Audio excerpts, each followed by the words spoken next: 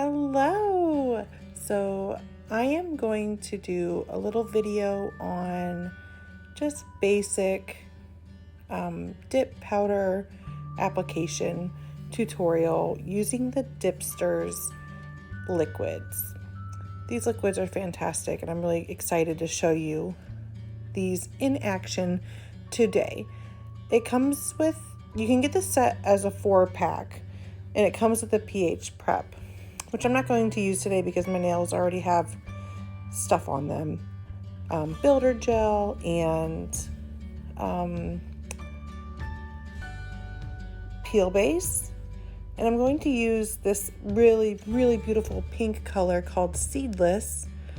And I'm dumping it into my tray because this amazing company offers teaspoon-sized jars, which are just a little bit too small for me to dip right into, and that's why I pretty much just dump all my powders when I dip into these dip trays, just to make it a little bit easier.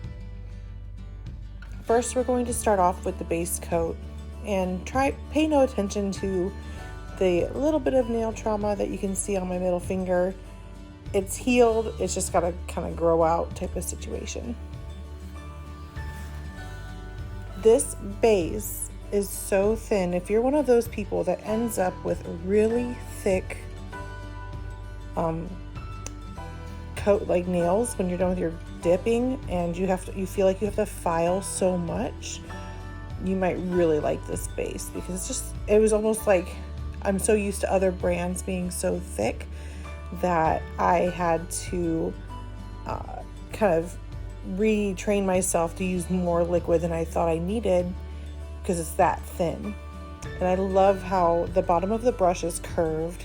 You can pretty much cover your entire nail in one swipe.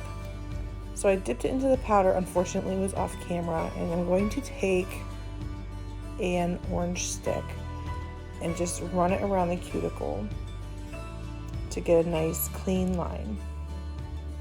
And I will do this pretty much every time I dip.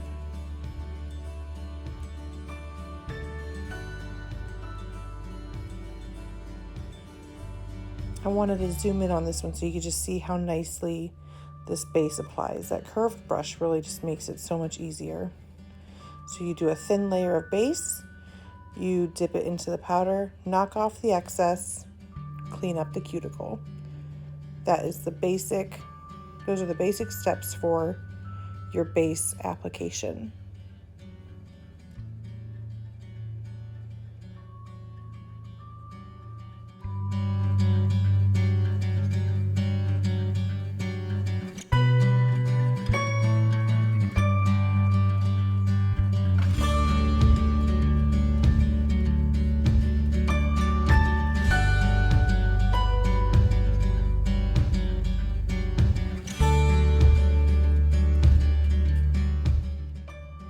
I was really impressed with the pigmentation of this color Seedless. I didn't even need, it looked great immediately after one dip, which is really saying something.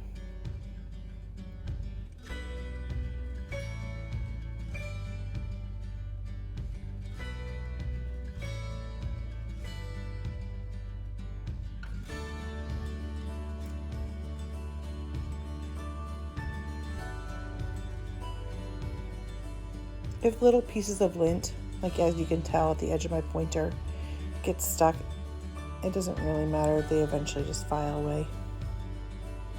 It's better to not pull at it and ruin your application process and just kind of leave it be. And then you can file it off later.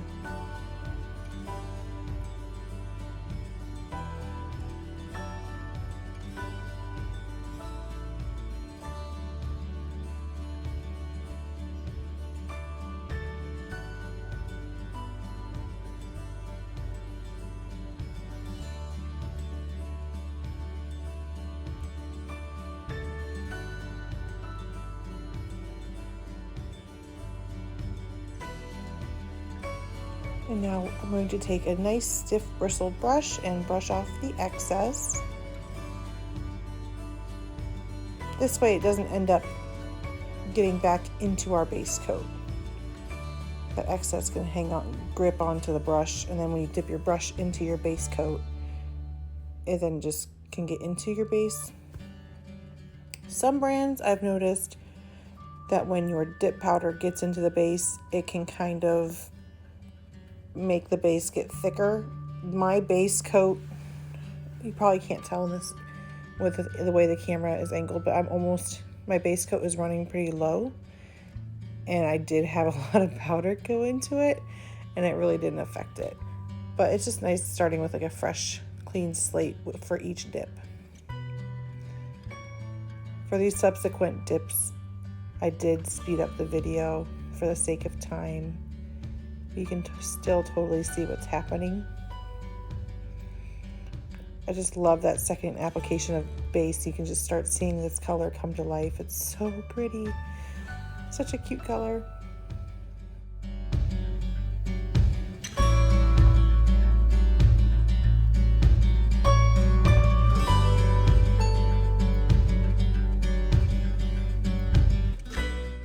I am dipping on top of builder gel, so I don't feel quite the need to do so many dips to build up the thickness of my nails.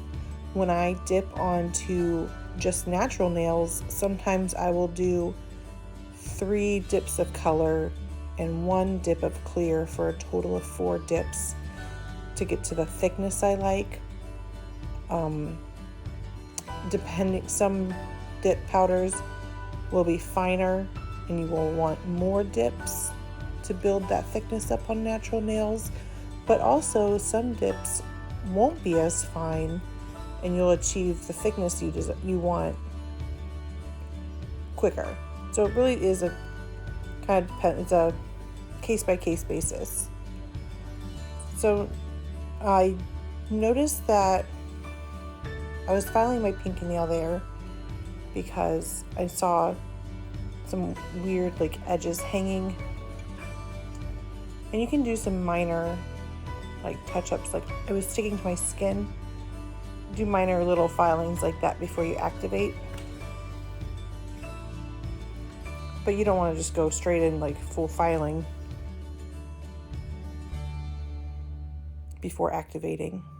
So here I am going in with the 3rd dip.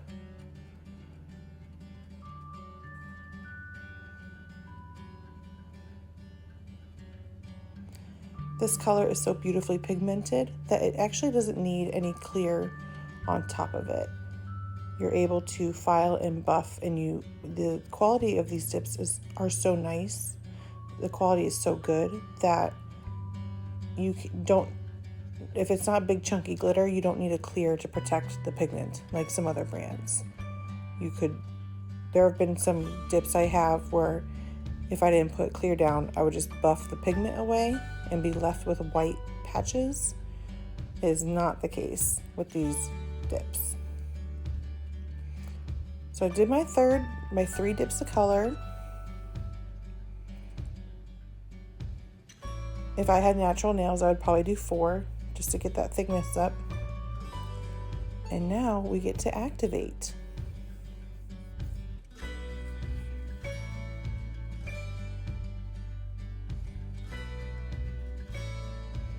There's just something about using activator that is so satisfying.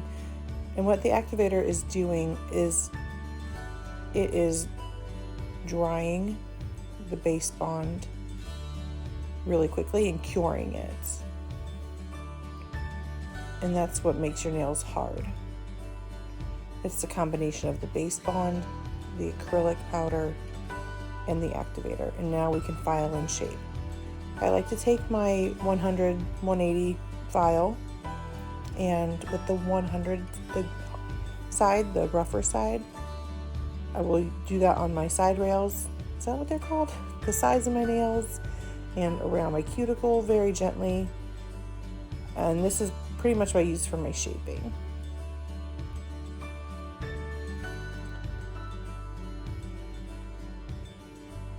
This color was so easy to shape. I hardly had to do anything. It was great.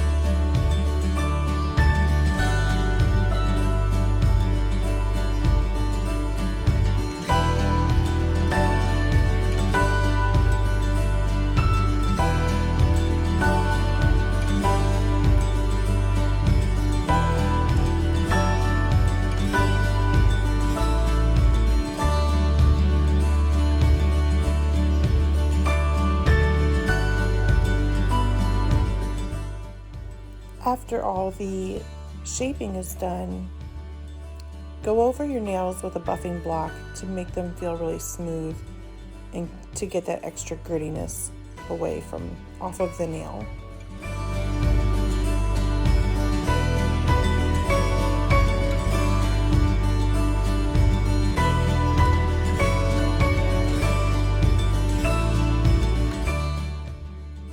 This is also a good time to double check your shaping, and you still have a chance to clean up any edges with your file.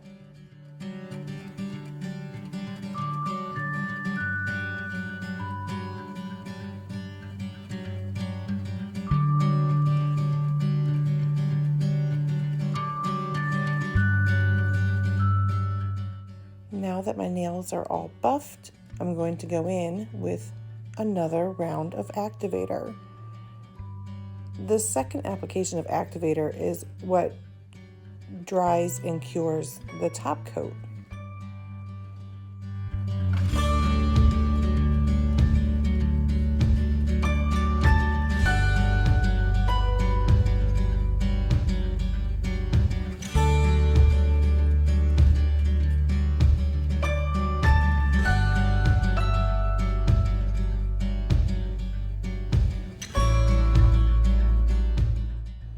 After I'm done with my activator, I use this time to give it a chance to dry and put my stuff away, and I wash my hands as well to get the excess that got on my skin all cleaned up.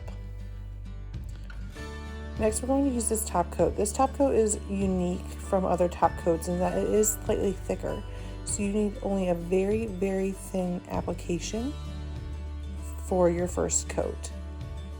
And just like with the base bond, make sure you're staying away from your skin. And one thing I was forgetting to do, I remembered on the second coat, is that generally I have a paper towel nearby and I swipe my brush off before I dip it into the bottle. I don't know where my brain was, but I forgot this time. Swiping the brush off on your paper towel, if there's any extra activator left on your nails, it wipes it off before it goes back into your bottle, keeping everything nice and clean.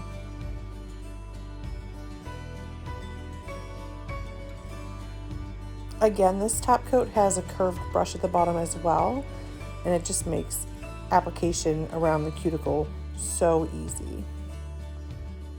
So now you can see I've got my paper towel, and I'm going to go in with my next coat of top coat. And after your second coat, you just wait for it to dry and it's done, like magic. So here I've zoomed in so you can see up close how the application looks with the top coat.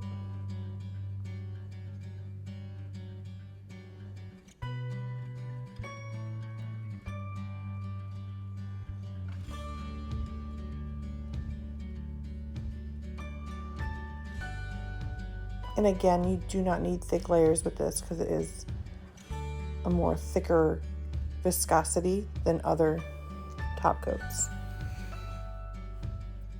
But it's never caused any issues being a different viscosity. If anything, I think the thickness of it makes it really shiny. I have troubles knowing when it's dry because it is so shiny. So usually I'll just wait around for 5 to 10 minutes. Looking at my phone. I couldn't even tell you how long I wait because I just get distracted. But they dry pretty well after a few minutes. So here they are, nice and dry. You can't even tell the difference really because they're so shiny. Now I'm going to use some cuticle oil. This is super important to healthy nails, is keeping your cuticle area really nice and hydrated.